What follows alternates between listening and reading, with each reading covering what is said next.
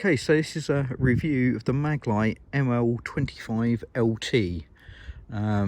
This light's been out for a couple of years now, although this is actually the revised version that's multi-mode, so it's got high and low, and it's rated by Maglite at 192 lumens. The previous model was a single mode, so it was only on and off, rated at 177 lumens. So it's a sort of new design from Maglite. It's a 2 C-cell torch or flashlight, so it's very reminiscent of a mini Maglite. It's got a twisty head on it, so we've got no switches or anything, no buttons, and you just unscrew the head to turn it on and screw it back on to turn it off.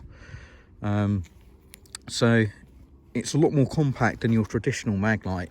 So I have here with me a D-cell Maglite. It's actually a 6D, so it's huge. But what I really wanted to show you was the head size. So you can see actually the head on this this new C-cell one.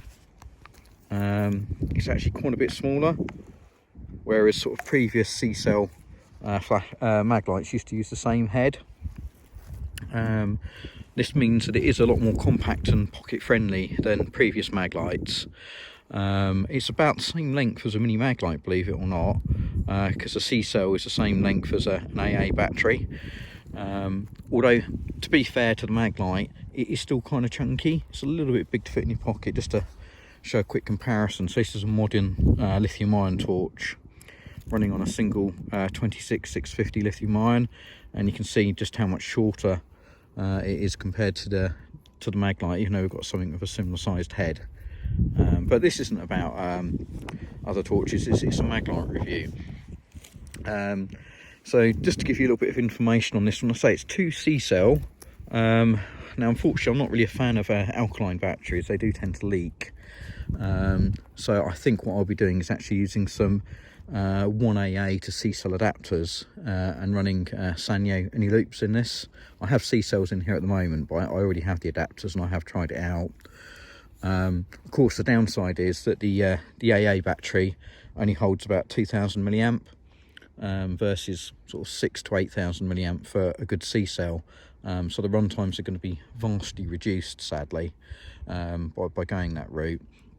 Another option I've read about online is there are some people making adapters to work to use a lithium ion battery, either a single 18650 or a single 21700.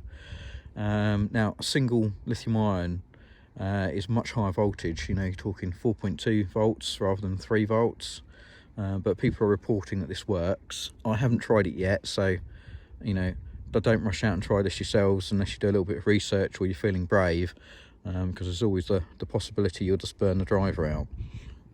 Anyhow, this is using a Cree XPE LED.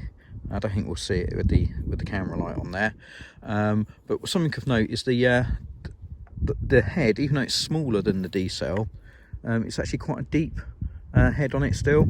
So it's actually about the same depth as the D-cell, and I think if you compare it to a traditional incandescent D-cell, it's actually a slightly deeper reflector. So that, in combination with that small XPE2 LED, should give us a really nice throwy beam out of this little light. So some thoughts on it so far. It's a very likable light, you know, if I'm being honest about it and being, I don't know, should we say subjective about it. I like it. There's a lot to like about it. It's got a nice tactile feel, you know, it's very obviously a Maglite, very sort of traditional look to it. It's easy to use, and it just works. Objectively, I think if you've never seen an LED torch, it seems very impressive. I would say it punches higher than its 192 lumens perhaps suggest, but that is probably because the beam is quite throwy, so it's quite a focused beam with a tight hotspot. But the reality is, you know, there are a lot of very cheap and very capable flashlights on the market these days that you can buy for similar or even less money. So I think if you're in the USA, you're likely to find these torches or flashlights for sale for about $20. In the UK, Maglite no high street store stocks them anymore. They're really hard to get in the UK, and this particular light will set you back best part of sort of 45-50 pounds.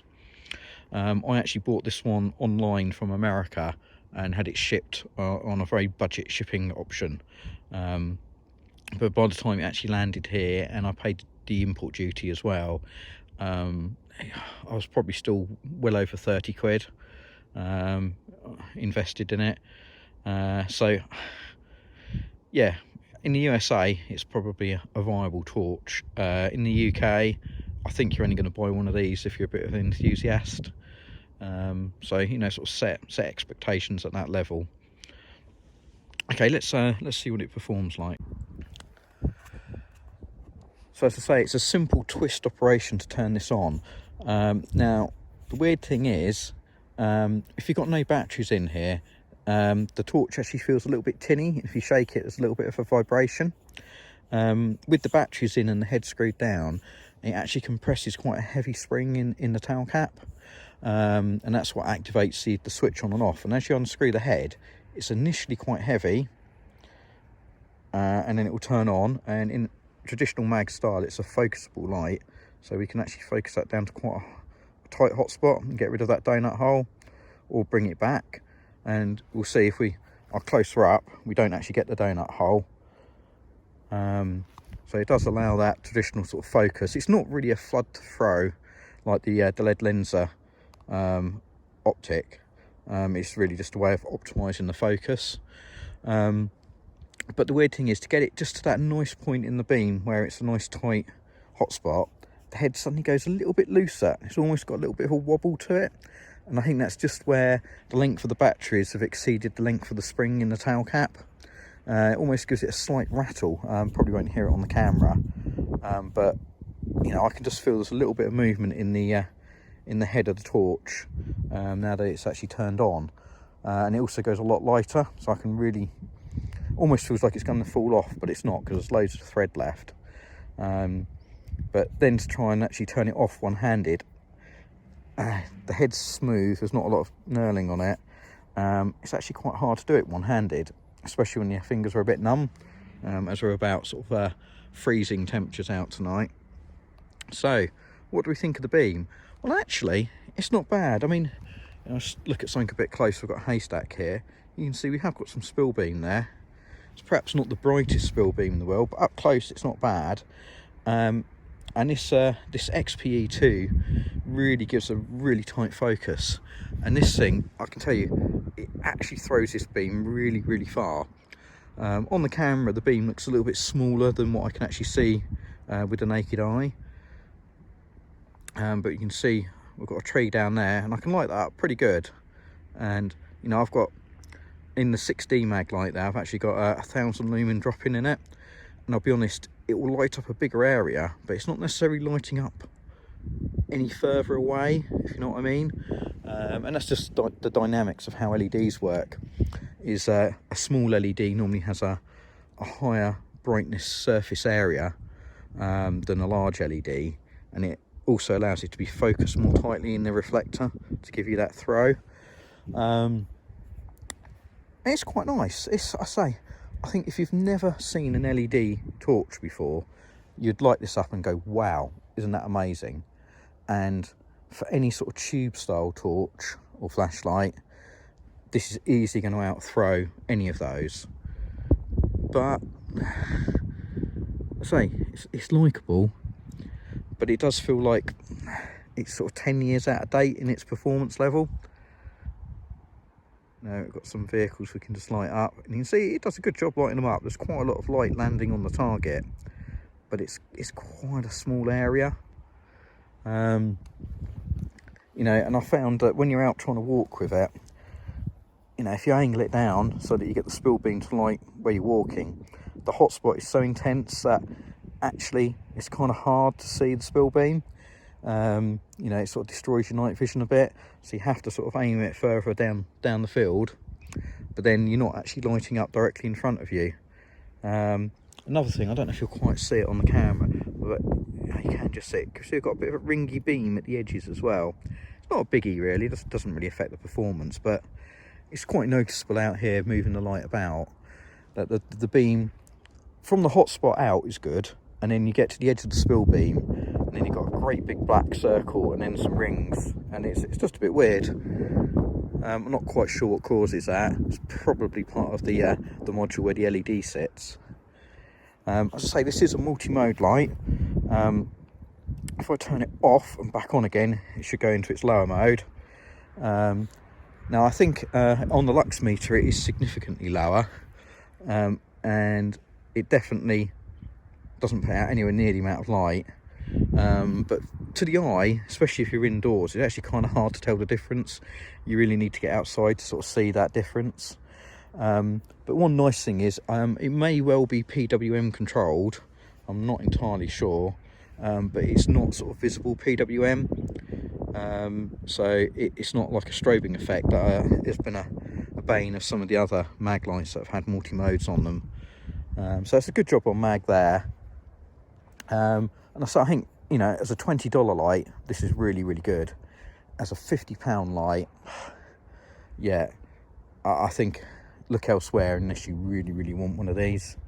The length of it, because it's the same length as a current mini mag, it just means that actually it's quite big. It's just that little bit too big to fit in a coat pocket comfortably. You know, I think it's down to that deep reflector as well. I'm sure they could have probably put a different optic in there, maybe even gone for a tier optic, you know, and you could have probably knocked maybe an inch off the total length, maybe more. And I'll be honest, I think that actually would be a good thing for them to do, but Maglite don't seem to have any interest in that, which is just a bit of a shame. You know, I've got lots of Maglites over the years. Even in the UK, they used to be the go-to brand, but as I say, I don't know of a high street store now that even stocks them. You have to buy them from online flashlight specialists, and the pricing is crazy. I've spoken to one of them and they say it's down to the importers. They sort of dictate the pricing on them, you know, and it's just greedy. Somebody's milking it for everything they can get, and in a way I don't even want to support that by buying one in the UK. I kind of feel sorry for the retailers that do still have them, but you know, when I can buy something for about 20 quid that would easily outperform this, why would I want to spend 50 quid sort of thing? But I have done, but that's just because I'm an enthusiast, not because I'm a general punter. So yeah, mixed reviews. A good torch. I mean, you can give it to anybody and they could turn it on and use it. The C cells will give it tremendous runtime, so it's got things going for it. But you know, let's just shine it down the field now. You know, we're back in the high mode. I think it ramps down as well, or it steps down after it's been on for a while in the high mode, because we don't seem to be picking up that tree anywhere near as well as we were. Let's just try turning it off and cycling it. Leave it off for a couple of seconds. Now it's come on low. Let's go back to high.